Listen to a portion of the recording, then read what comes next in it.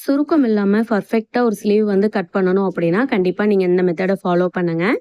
First வந்து ஃபோல்டிங்க்காக ஒரு 1/2 inch line விட்டுட்டு, ஸ்லீவோட லென்த் வந்து உங்களுக்கு எவ்வளோ தேவைப்படுதோ அவ்வளோ வந்து மார்க் பண்ணிக்கோங்க.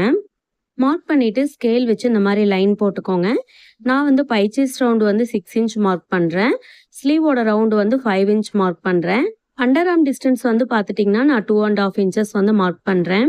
நெக்ஸ்ட்டு அந்த சேஃப் வரையறதுக்கு முன்னாடி, நீங்க வந்து கீழ அந்த அண்டர் ஆர்ம் கிட்ட இந்த மாரி ஒரு லைன் ஒண்ணு போட்டுக்கோங்க.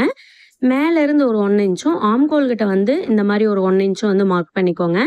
இப்போ அந்த கிராஜுவலா கொண்டு வந்து கீழ அந்த 6 இன்ச் மார்க் பண்ணியிருந்தேன் இல்லைங்களா? அந்த லைன ஃபர்ஸ்ட் மார்க் பண்ணிக்கோங்க.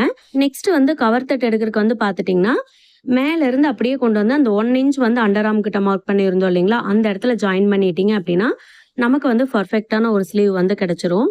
இந்த மெத்தட் ட்ரை பண்ணி பார்த்துட்டு எப்படி இருந்துச்சுன்னு மறக்காம கமெண்ட் பண்ணுங்க.